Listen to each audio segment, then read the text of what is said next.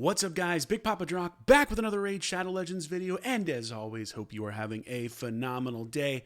Guys, if you didn't see my recent summoning video, it was absolutely bonkers, so make sure to check it out. It certainly was a great day for me the other night when I was summoning on the 2x on Voids for Hecaton, as well as for Bayek and all sorts of stuff, so just incredible luck. Super stoked that that was how that went, so... yeah, crazy that happened. I feel like I've been on a hot streak lately when it comes to summoning videos for the first time in a long time, which has been awesome. So one of the champions that we got in that video, but I also got before that, is the one and only, you can see him right here in my little icon. Well, there he is, Bayek. So I wanted to do a video on Bayek because this champion is absolutely a meta changer. He is insanely good. And he is also a champion that you might not have seen built like this because there are a couple like obvious ways to build him, but this is a sneaky good way to build him that I think you will appreciate once we go through his kit. So we're going to do a full test. We're going to take him into all the fun stuff, take him into arena, but I've already started using him in live arena, and you can see here from my battle log that yeah, he's pretty damn good. He's really good. And frankly, there's something to be said. Now, for longtime viewers, a lot of you know that when the first, like, one of these kind of, I guess, for lack of a better word, like limited time collections came out, I was more than annoyed that one of the champions from that, Fatalis Blade Master, was quite bad. The Dark Elf, I couldn't remember what he was. It was annoying to me that this champion was so hard to get and was also not very good. Bayek is what happens when Plarium makes a champion that is, you know, still relatively hard to get, but insanely good. And the thing is, because this is a limited time champion, once these champs are out of the game, if you don't have them, you're not going to get them again. And I'm really curious to see how that affects accounts moving forward, because he truly is just broken. Like, he really is. Like, he changes the entire way you battle people in arena. He is the meta now. So let's take a look at his kit and explain exactly why that is. He's a Barbarians champion. He's an Assassin's Creed champion. Looks cool, very cool style to him. He's defense based and he's a legendary. So let's take a look at the A1 Kapesh Strike. Attacks one enemy, places a leech debuff for 2 turns, fills this turn meter by 20%. Okay, yeah, doesn't sound anything crazy other than a 20% turn meter fill is pretty good on an A1, especially as you see the rest of his kit. Look at the A2, Desert Zephyr. Attacks all enemies, places a 50% decrease accuracy debuff and a 50% decrease resistance debuff for 2 turns. Also places a provoke debuff on all enemies for 1 turn. Target is under 3 or more debuffs, places a provoke debuff for 2 turns instead. Pretty good ability, right? Potential 2-turn provoke debuff, you know, decrease accuracy and decrease resistance. They're not usually stuff that you get jazzed about. So you read this ability and you say, huh, I mean, it seems decent. Like, kind of seems like it would be tough to use in arena because you have so much Mercurial out there. You have Stone Skin. You can't place debuffs, protected buffs. It doesn't read as anything special, right? But let's keep going. Prayer of the Medjay is the E3, or the A3, not the E3. Places a 50% increase accuracy buff on all allies for 2 turns. Also places a perfect veil buff and a 60% increased defense buff on all allies except this champion for 2 turns. Places a 60% increased defense buff on this champion for 3 turns, then grants an extra turn. Okay, now we're getting somewhere. Increased accuracy, perfect veil, increased defense. You can see how this could synergize. You go this, you get the extra turn, you go into the A2, you provoke everybody. This is on a 4-turn cooldown. This is on a 3-turn cooldown when booked. But even still, it's not anything incredible. Like, we've seen champions do this before. There's nothing here that makes you say, wow, this guy is a meta changer. He's going to completely revamp the way that we do battles in arena. Until you get, well, not to this passive. This is the normal, like, Assassin's Creed passive that you get, where an enemy's HP drops below 25% after receiving damage from the assassin. They receive additional bonus damage proportional to this champion's defense. Bonus damage will ignore 100% of the target's defense and cannot be critical. Again, not an incredible passive. However, this one is. Siwa's Pride. This champion and their allies cannot receive critical hits from enemies whose accuracy is equal to or lower than their own accuracy.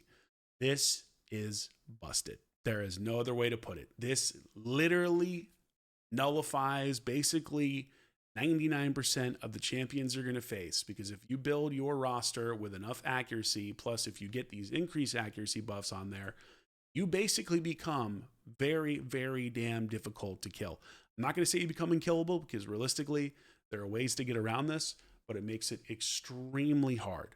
And this is what makes this champion legitimately game-changing, because you throw this passive in there and you get these buffs up where you have increased accuracy, you have increased defense, and champions just cannot do damage to you. They cannot hurt you enough to kill you.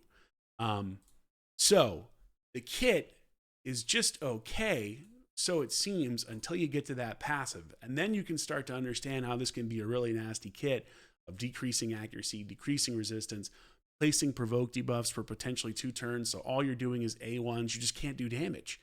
And so it makes teams with a Bayek on them basically, invincible, right? For all intents and purposes. You can see the reviews live up to the hype. 4.9, 4.9, 4.9. When this guy first came out, by the way, these were 4.7s. So people have woken up and realized how broken this champion is. But here's the cool thing, right?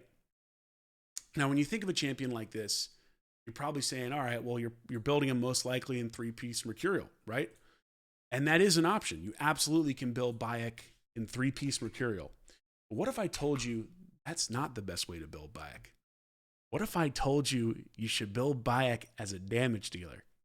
I know it sounds crazy. We're going to get into why. And I got to give a big shout out to Lowy for this, by the way, because in all honesty, when I looked at his kit before I started testing him, I was like, oh yeah, I'd probably throw him in Mercurial. I'd probably throw him in to something like, you could hypothetically do Bolster, you could do Stone Skin, you could do, Barrel, you could do all sorts of stuff with this champion, right? Mercurial probably being the best.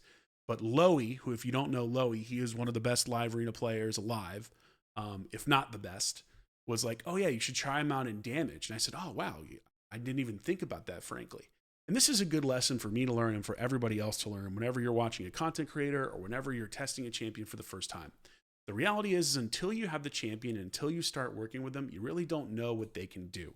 You can read their kit, but you don't know their multipliers necessarily. You don't know how it's going to work in practice. You have to use the champion to have a better understanding of it, or you have to watch people that have used the champion for real. And I think this is also part of why I don't usually do the test server stuff, is I want to get the champion in the real game and see how they work. Now, that's a downside to me because it means I have to pull the champion, which is why I do all these shard pulling videos. Also because lots of people enjoy watching them. But here's a great example. I never tested him out. I never bothered to even build him in Mercurial before I was going to do this video. I just happened to talk to Lowy about something else. And he was like, yeah, he is absolutely insane in Savage and Stone Skin. And now that I've built him and tested him out and used him in live arena, I can absolutely say that I think that's probably the overall best build for him because he becomes a freaking nightmare to face. So we'll talk about why in a second. But first and foremost, in terms of relics you're going to put on him, if you're building him for damage, you're definitely going to use something like the Cat's Gaze. Also, Gemstones, like Target Finder is fantastic. So let's go to the relics. We'll take a quick peek here at what works for him. Cat's Gaze works. You could absolutely do something like Volcardiac Heart if you're building him for a support build versus a damage build. You can do Wand of Submission so he doesn't get sheeped, or so he reflects debuffs and can't be controlled. If you need to make him faster, you can use Hallowed Hilt. Aspect of Seraph, also valuable on him, and so is Golden Elixir because you're trying to keep him alive. So there's a lot of different options for this champion in terms of relics that you can use. I guess hypothetically you could use Stormcaller if you're building him as damage. Chrono Cube I don't think makes a ton of sense on him. I don't think you're going to get a lot of value out of that, so I would probably avoid that. Or Crescent, I think it's just okay. Orbital Transfixion, maybe you could use that if you don't have anything better. Some of the other things that really work well with him, again, Cat's Gaze is fantastic if you're building him for damage. So this is an excellent option. You could also do something like Covetous Passion. You could hypothetically do, though I don't think it's the best. Build Pinion, maybe. Some okay options here. Zibia's could work, potentially. Absolutely could be a viable one if you think about it. Although it doesn't super help you a ton since his passive already does what this is going to give you. This would be more if you run out of your increased accuracy, or if you're facing a team that has really high accuracy and you just want to ensure that you're not going to get screwed. You could do that. You could absolutely do Last Laugh Amulet, you delay effect so that he stays alive and keeps everybody else alive. One of the other really great options for him too, and I got to give a shout out to my buddy Fez who told me about this, but the Tower Helm. Wearer receives a 25% fortify buff for 2 turns at the start of each round. Ignore defense effects used against the wearer are 10% less effective when the wearer's HP is less than 50%. And that goes all the way up to 15, 20, 30, 40, 50. So if you're building him as a survival, as a pure support, this is absolutely one of the best relics that you can put on him for sure. Just really, really, really, really, really good. Also, Diabolical Dice. I don't have these myself, but you absolutely could use this, since he'll be, potentially smacking people and putting skills on cooldown, which makes it even harder for people to kill you if they're only using A1s. Oculus Custodian, yeah, I mean, that's an option. I don't think it's the best, but a lot of different things you can put on this champion because he has so many different viable builds, right? Building for damage, building for support. There's a lot of different ways that you can go as a result of that. Essence Questioner hypothetically could work. Not the best choice, I don't think. But as you can see, a lot of different things you can do. Now, this is an interesting one. Could you put a Death Dealer on him and try to really make him nuke hard? I guess hypothetically you could, because even though people will do 200% more damage to him, they're not going to critical him, so he still has a pretty good chance to stay alive. But I don't think this would be your best option by any stretch of the imagination. What else we got? There's so many relics now at this point. Like, it's hard to remember all of them. I'm just going through. I've never actually used this, but I feel like this could be potentially a viable option. Eternal Soul Gal. First hit received by the wearer from each enemy in a round will deal 10% less damage. Each subsequent hit will deal 5% less damage. So could hypothetically work. Again, don't think it's your best choice. But like I said, a lot of different options for him. You could certainly use Lens of Intangibility. That absolutely is viable for a defense build. Now, granted, he is going to be placing perfect veils on everybody else, so I don't think this is the best option for him. He will get the ignore defense boost, and he doesn't put an ignore or a veil on himself. Again, don't think this is the best option, but you could use it, right? You'd probably rather have it on Predator, but still viable. Coronet of Gloom. I mean, this could certainly work. Absolutely. 10% chance of placing this buff when a single ally dies, block damage. That could work too. Again, a lot of different options here that you can go with. But for my money, if you're building him for damage, you're probably going Cat's Gaze. And if you're building him to survive and you have it, Tower Helm is absolutely insane on him. So those are probably your 2 best bets, with stuff like Wand of Submission, Aspect of Siroth, Volcardiac Heart being, kind of right below that. And again, even Golden Elixir, because it heals him up, potentially keeps him alive longer. Let's look at Gemstones.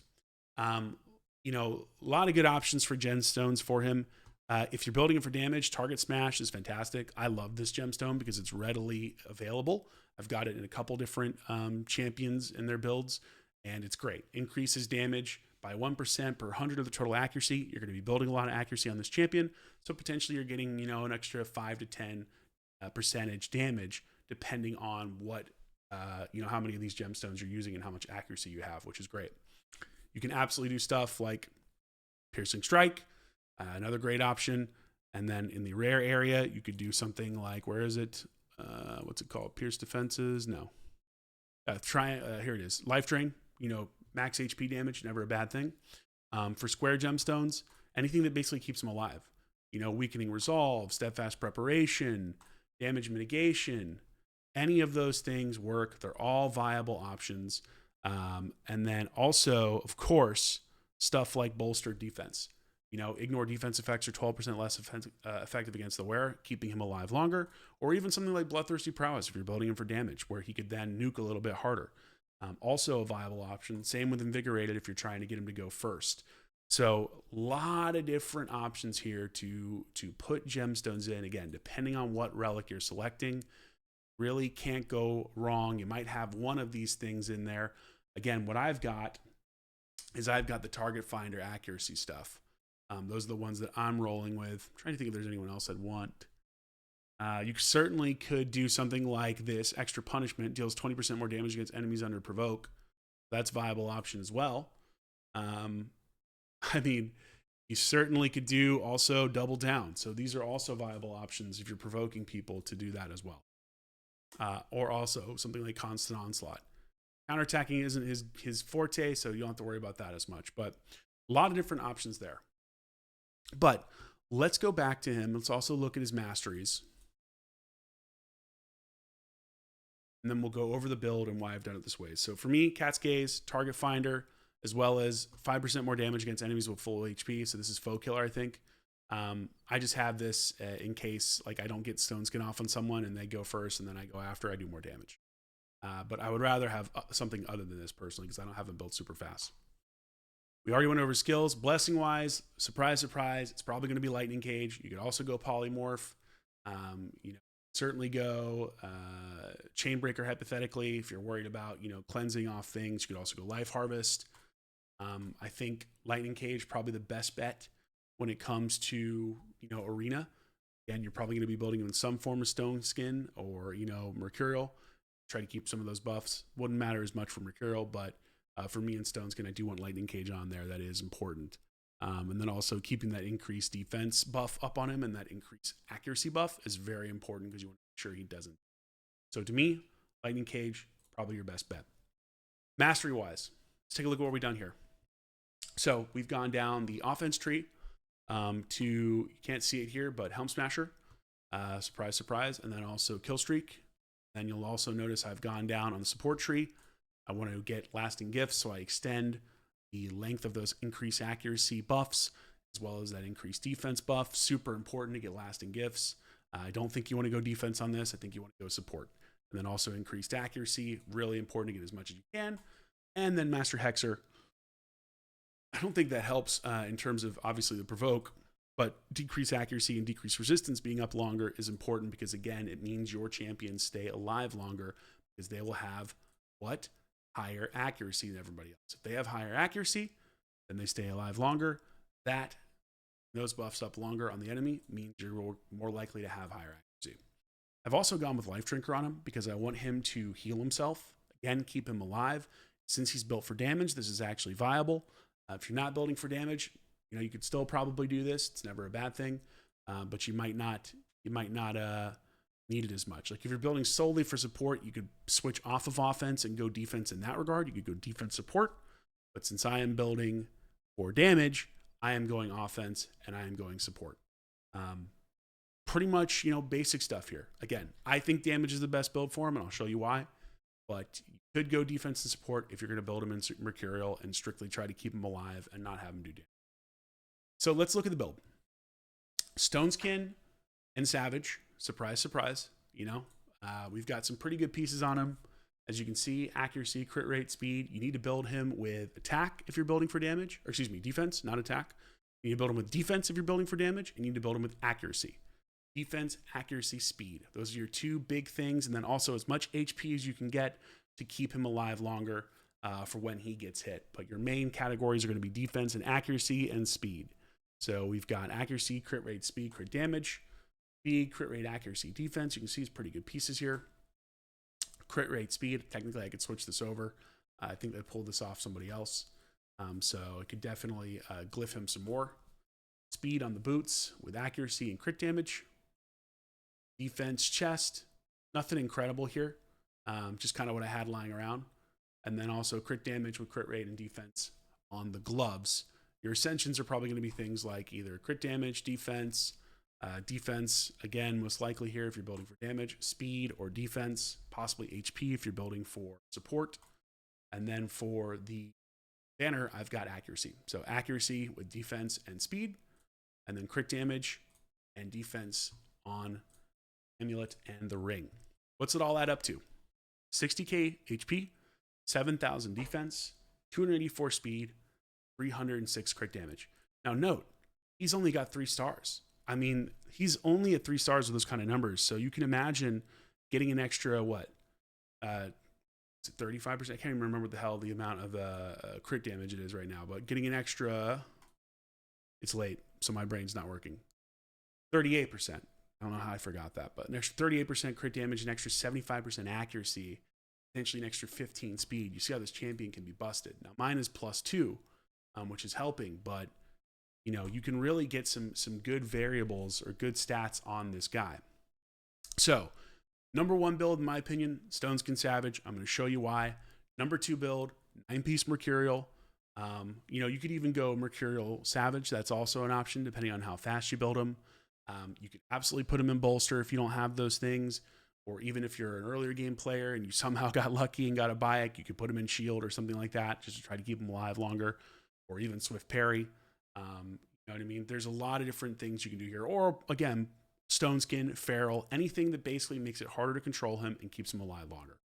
So let's take him in now, the Dragon, and let's take a look at the damage he can do. He's not a god tier damage dealer in terms of hitting the hardest around, right? You know, and I know that sounds like kind of counterintuitive. Like, well, okay, Drock, if he's not the best damage dealer that's ever existed, why are you building him for damage? You know, what's the advantage of doing that? Well, we'll discuss that in a second. First, let's take him in here and just see what he does. I've actually never tested him in Dragon, so I don't know what he's capable of. So I'm curious to see what the raw damage is. Actually, technically didn't even need to see if he buffs himself, but that's okay. All right. Get a weaken up. We did on everybody. Let's try the A2. We already have increased defense. We don't need it. So we're good to go here. Let's A2. Let's see how we do. 294, 309. Look, for a champion, that's not like incredible damage, right? But for a champion that's marketed as a support, that's actually pretty decent. I think that's what makes him so sneaky good when you do get him into a damage build, is that he hits harder than you would think. You would not think that a support-based champion is going to pop out a 300k hit. There are literally damage dealers in this game that do worse than that, right? And again, he's not max stats. He's still missing a lot of crit damage, which would help him a ton, right? Let's just do that again. Let's go with the A1 this time. Cool. All right, let's try A1ing. Let's see what the A1 does. Pretty damn good A1. Again, for a support that hits pretty darn good. And he's going to have increased defense on himself because he can buff himself. You don't need a C-feed to do that. 200k for an A1 hit, not bad at all for a champion like this. Now, he does have Cat's Gaze on, so that is helping a lot. Getting that extra ignore defense. Without that, you're going to struggle a little bit more. But still, really, really, really solid. And again, I've seen damage dealers do worse. So overall, let's do one more A2, just to see if there was a Helm Smasher proc that maybe we got or didn't get. All right. Take a peek. And we'll go ahead and just go straight into the nuke. 302, 236, so about 300k. Not the best you're ever going to find by any stretch of the imagination. Can be higher when his stats are better, but still, for a support-based nuker, that is actually not bad at all. It's pretty darn good. Usually it's worse. So now the question is, Drock, why? Why do you build him for damage? And the reason is, when it comes to live arena, and I think that's what most of us care about now, and also classic arena as well. He is viable in both. He is the meta in both. But when it comes to live arena, the best champions in this mode, right, the ones that make it the most difficult for your opponent to deal with, are the champions that can do multiple things very well. So think champions like Lazarius that can do both support and speed, but also do damage. Think champions like now Garal, who can do increase cooldown as well as a ton of damage. Think champions like Teodosia or Galathir, who can heal and revive, but also can strip buffs and put out debuffs.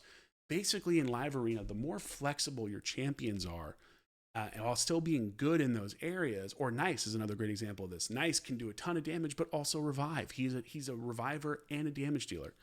When you think about that, those are the champions that are meta changers, because they serve multiple roles and they do them well enough that if somebody else on the team gets banned, you have more pick flexibility.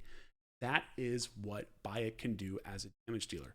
You'll notice here in some of my picks, like I end up with technically what looks like only 2 damage dealers, but in reality I have 3 because he's a flex support. He's not just a support, he's also a damage dealer. And the great thing is I don't have to build him super tanky to keep him alive, because if he gets his passive up, it's pretty much game over at that point. I can use my Marius, also a champion who can do double duty as a support as well as a damage dealer.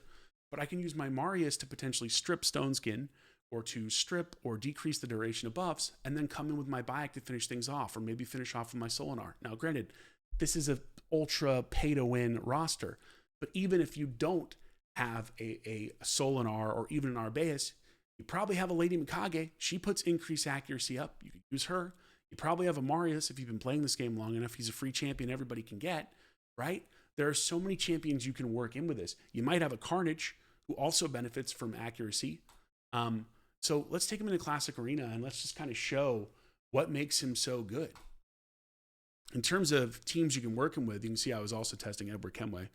But in terms of teams that he works with, you can absolutely throw him on a team like this, where I'll have Arbaeus go first. I know Solinar is going to counterattack me. Would normally hurt, but with Bayek on the team, not going to matter much. Predator could be a problem, but as long as I keep that increased accuracy up, I'm not going to get hurt very badly. As long as I don't have Death Dealer. Pretty sure that his passive gets overruled by that, although I have to double check. That's the tough thing with Raid. There's so many different levels. You just really don't know how something works until you test it, and it's very hard for me to test that. I don't have someone I can just ask to do it at whenever I'm doing this. So, okay, in comes Arbaeus, up goes the increased accuracy. The Solinar actually didn't trigger there. It's not a guaranteed thing, so Solinar didn't trigger. Now he'll probably trigger, or absolutely will trigger on this extra turn. Solinar hits, barely does any damage. Now, granted, I had Mercurial here, but this didn't. And we do basically nothing. In comes Marius, does that right there, right? I don't have to use this with Arbaeus. I'm not going to use my A3 here. I'm just going to chill because I've already got increased accuracy up on everybody. Let's just A2. Let's pray to God we don't get sheeped. Is there sheep here? There's not? Cool. So let's A2. Look at that. Smack the shit out of him. Absolutely smack the living crap out of everybody there. That's a support, guys. That's a support. Is that not nuts? He's not even supposed to be built for that kind of damage. But look at that. He did it. He cooked him. He cooked him.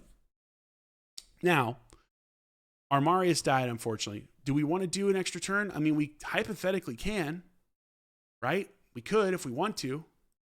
Why not? He's not going to be able to do...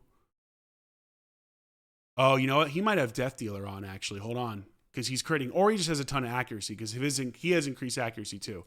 So forgive me. This is where you get into trouble. He's got increased accuracy, so I got to strip that off. Now we should be okay. Now let's see if he does a crit here when we put up our increased accuracy again on everybody. We don't need to do this. I'm just doing this for the test, though. He's still critting. What is his accuracy? We actually might be in trouble here. What in the world is going on? What is this guy's accuracy? I'm genuinely shocked. Okay. Solinar did it. I honestly have no idea how his accuracy was that high. He has a cat's gaze on, so I'm genuinely surprised, to say the least. I would never have guessed that his accuracy would be high enough to overpower my teams. I'm really surprised. I would not expect that, to be completely honest with you. How is his accuracy that high? Hold on. We got to do this again. I'm so confused. Hold on. Let's do this again, but let's actually switch it out. I just want to see something here. This is a relatively high accuracy team. If I put him in the lead, I mean, Bayek has over 500 accuracy without increased accuracy. There's no way this guy is building a Solinar with 700 accuracy, right? One would think. One would think that that's the case. Okay, he didn't get locked out. That's fine. We're still getting critted.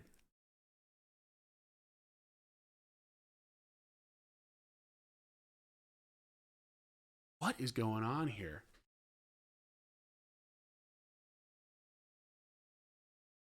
But look at that. Could not.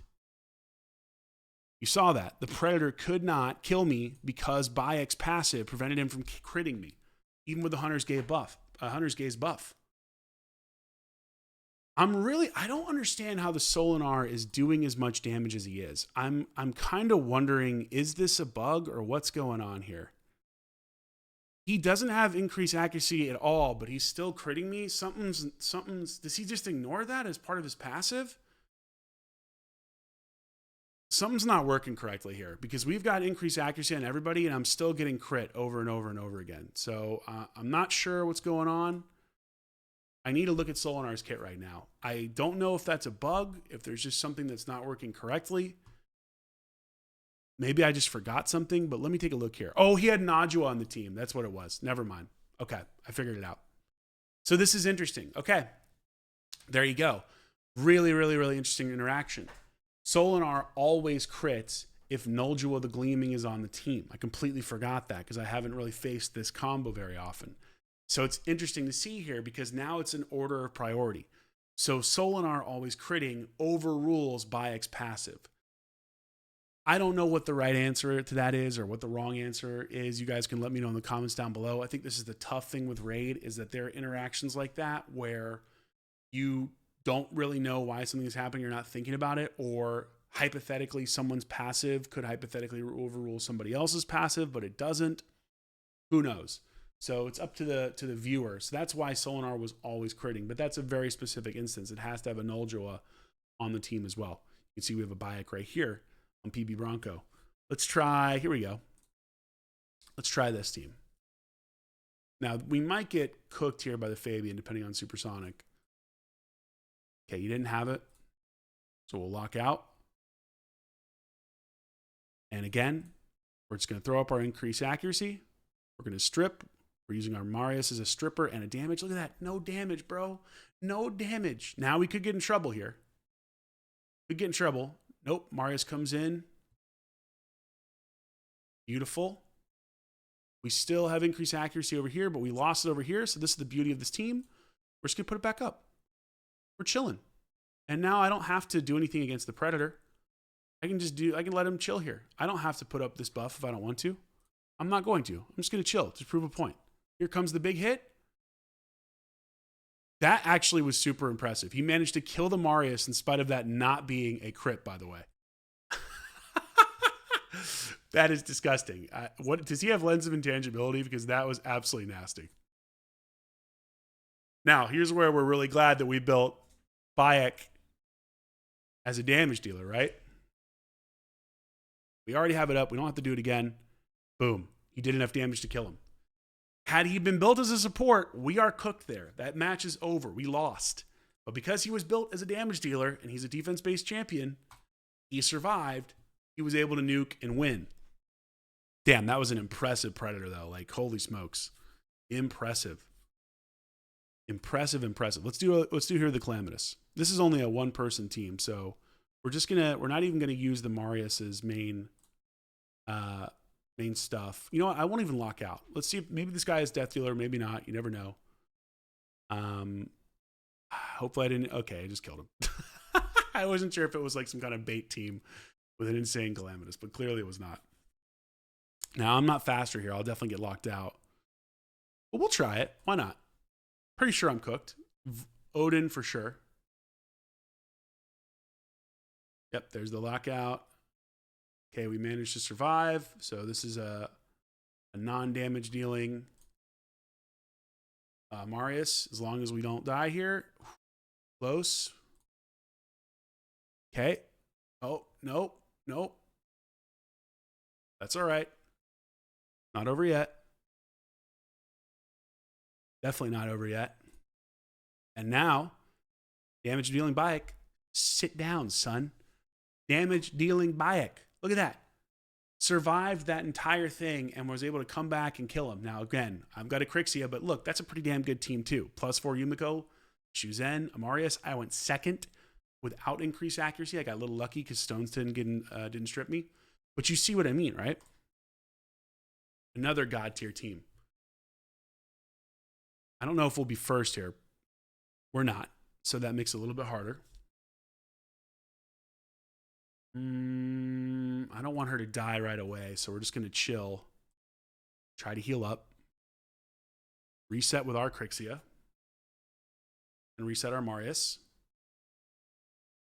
Okay, she strengthens. Now, I don't want to put the downside of me putting up the increased accuracy with the Marius is I'm basically begging to get cooked. So I need to just hold off and just try to get some of those off. I do. Thankfully, I still have enough accuracy on my Marius. This is why Marius is so good, is I still have enough accuracy to not worry. Now, here's a great test. He has Enfeeble, so this isn't going to matter as much, unfortunately. But we nuke here. People die. Marius comes in. Look at that. Between the weekend. Now, this is Zibia's, I think. Oh, no, he got rezzed again. And now the game is frozen. Hold on. Can we... yeah, probably just decrease turn meter here on the nice. Increase turn meter here. Hopefully get my Marius back up to drop an Enfeeble. But look at that. I mean, we're weak hitting now. I think I'm just going to A1. Look at that. The nice does nothing because of the Bayek. The nice does quite literally nothing. Bayek's passive coming in clutch. I don't think he was enfeebled there. At least I don't think so. Boom. Put down that damage dealing Bayek. Finish it off. That's a damn good team, folks. I got locked out first. I was able to reset with a Crixia. That's a +3 nice, a +4 Taurus, and a +4 Marichka. Now, we had a combo here of Marius helping out with Enfeebles, but also Bayek pulled his weight. You see how a damage dealing Bayek changes the freaking game because he's a threat. He is a threat to kill you. And we're in platinum, by the way. We're on reset days, so this is platinum. We do have platinum level defenses, but do you see what I mean? Like, Bayek as a damage dealer is just unfair. He does enough damage to be a legitimate threat. And we're not even rolling with speed. I've been rolling with accuracy the entire time. Let's roll with speed. Let's see if we can go first. I was literally rolling with just accuracy, right? Let's try speed now. Let's go first. Tons. I mean, look at this. Look at this garbage. Tons of Mercurial. 1, 2, 3. We do that. The Mercurial is gone, sort of. Okay, we're getting absolutely cooked here, unfortunately. We weren't able to keep her alive. You can thank Mercurial for that. Luckily, Bayek's still alive. Now, this is a tricky one. We need to get increased accuracy on him, but I don't want to have him die right away from the passive. So we're just going to try to A1, or A2, I mean. We did get 2 provokes, which is big. Didn't quite kill. Got that back up. The Enfeeble's up. Now we can go in here. We have increased accuracy. I don't have to worry about killing this Empress. I'm not dying from this Empress. Well, I might actually die from this Empress if he has his... he's locked out. No, I just go over here. I kill that. Look at this. Weak hits. He is enfeebled too. So that helps. I totally didn't see that. But long story short, win. Turned a loss into a win. Now, didn't get stripped. Lightning Cage helped him a lot. You can see how Lightning Cage really works. Let's try another Bayek team. This is probably a Bayek maybe built in Mercurial. Yep, this is Mercurial. This is a great example of what that looks like versus what we're doing. I want the increased defense up here. Okay, we got rid of the Marichka.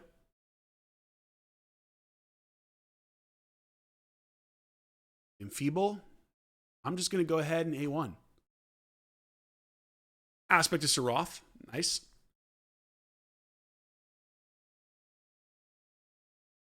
Just going to chill. No damage at all. There's no Mercurial here. He did nothing. He did quite literally nothing. And then I cooked him.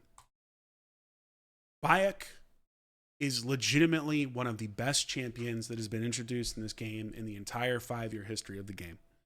Legitimately. He is counterable, right? He is absolutely counterable if you have a high accuracy team to go against him, if you have the ability to lock him out because he's a legendary champion, he's not mythical. But it's not easy. It's not easy because you can pick, there are so many champions you can pick to go with him. So I've been using Arbaeus and Marius. I mean, honestly, Marius is probably the absolute best champion you could pick with him. But you could also do stuff like Carnage, right? You're going to see a lot of carnages. Or even a champion like Odin, who also does damage and benefits from accuracy. Now, this is a little trickier because I don't have this team built correctly to use. Like my Bayek is built slower than he needs to be if I'm going to use a team like this. Ideally, Bayek would be faster than my Odin, so that when I go to do stuff, I don't have to worry about getting nuked. Now, I don't know how high their accuracy is. They have a Fabian, they have a Predator. Predator probably not going to have more accuracy than my Carnage or my Odin or my Bayek. Certainly not my Crixia, so I still should be okay, but it's less than ideal for timing purposes. But let's just try it out. I also get to use Carnage's Aura. Still wasn't faster, though. Okay. Now, the Fabian certainly has more accuracy than me. That's not a surprise. Got lucky there. We could just honestly just kill. Let's kill the Sulfurion. Then we can switch over. We can cleanse. And now, with our damage dealing Bayek, boom. I'm telling you guys, damage dealing Bayek is like a freaking cheat code. Oh, here's a great one. Let's try it against the Turtles. I hate these damn turtle teams. I don't know about you, but these turtle teams are nasty. This isn't even a full turtle. This is 2 turtles. Let's try. Let's just see how it goes. Again, not an ideal team right here. I don't have a super fast champion on this team. This is definitely more of a go second strategy. But that's the beautiful thing with Bayek. You can make that work depending on who you pick around him.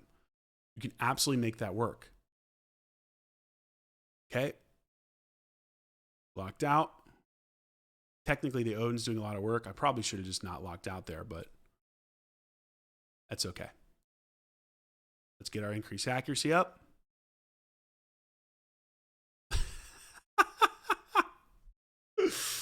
Champion is stupid. The champion is so stupid good.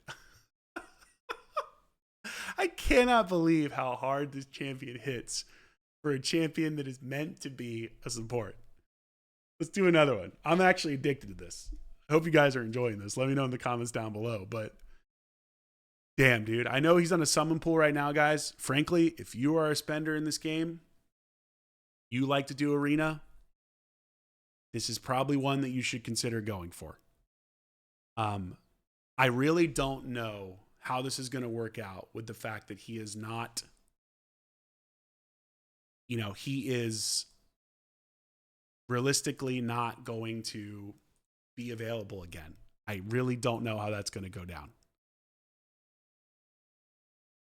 All right, we have more accuracy, of course, because it's our good buddy Carnage, and now we're going to put up some even more accuracy. And yeah, we'll nuke. Why not? Let's see how the counterattack goes. We have no enfeeble here. Look at that. Taurus's monster hit did almost nothing to us. It did basically nothing. It cut our HP by a quarter.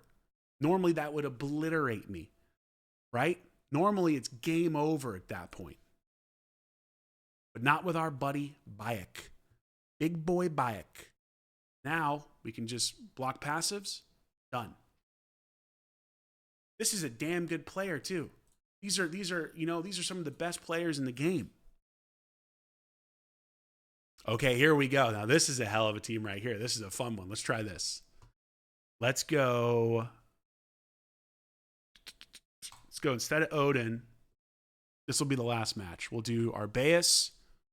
Let's go back to the Marius. This is a tricky one.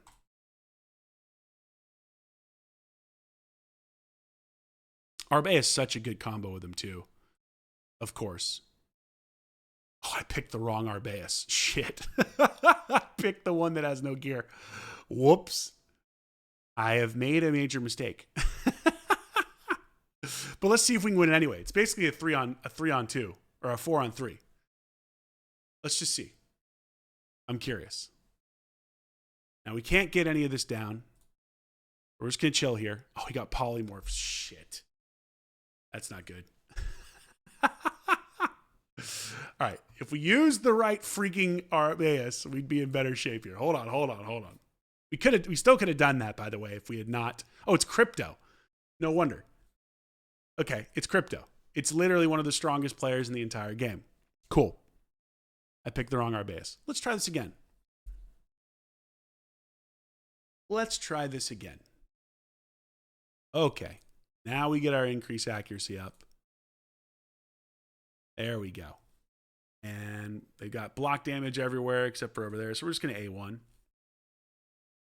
No damage. No damage. Beautiful. We'll go ahead and we'll get this up. Chance to just do the A1. Not a ton of damage there. Look at that. Wasn't able to do a damn thing. Actually going to A2 here because I want to make sure that they don't get a block damage up. Now we're losing crit rate, which is unfortunate. We still have more accuracy though. As long as we have more accuracy than them, they go down. How many? We have 2 turns there. A2. Boom. Sit down, son. Game over.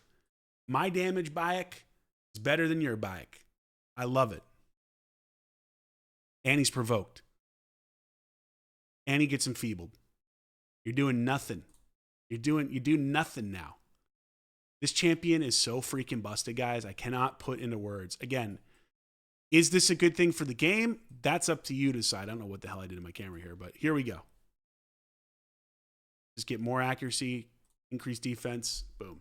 Done.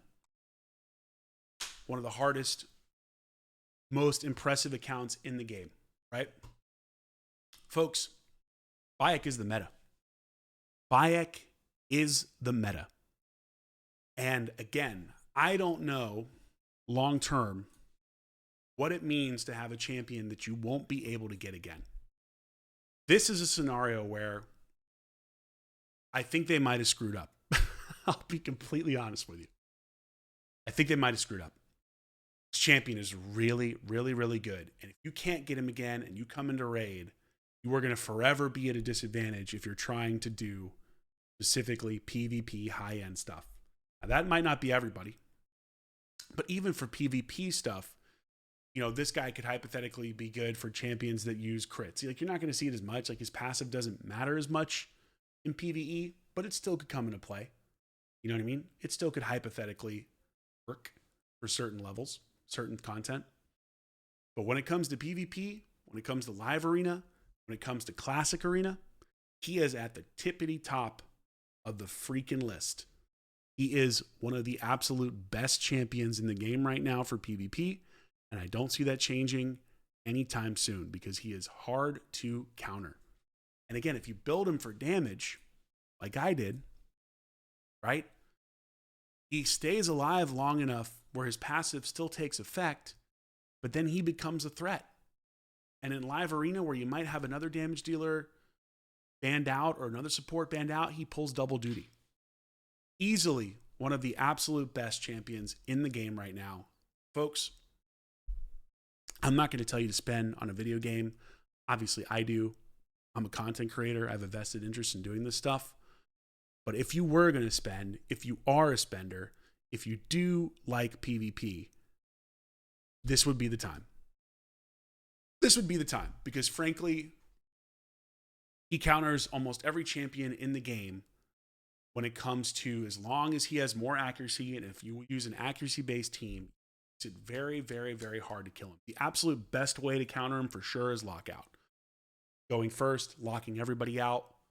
That's your best option. Or alternatively, champions like, I think, Volcanos or Nell, because they're not dealing direct damage. So poison debuffs, HP burn debuffs.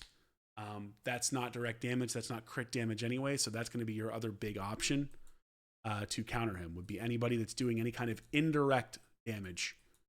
So again, your Nells, your Volcanoses, that's your other big option.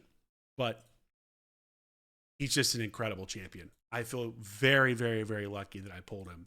Now, I also got him on that champion. I forgot to mention this, that champion training or champion chase tourney, which, by the way, hate that they do guaranteed events like this, especially for a champion that's that game changing. If you're doing a guaranteed event, just do a guaranteed event.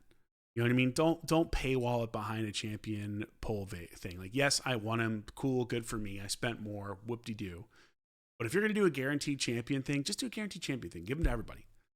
Make it an even playing field. A lot of people are always surprised when they hear me say that because I'm a huge whale and I've spent a lot of money in the game and you know what I mean. I want to win battles, whatever. But I've been someone who's always said consistently, even dating back to Taurus, Marichka, and before that, like I'd much rather people have everybody has the champion than only a couple people. Even if I'm one of the people that has the champion, if the champion is broken. For us, that was Taurus and Marichka a couple years back. Those champions were broken. They were damn near impossible to counter. I had them both. I consistently said that they needed to be nerfed and balanced better.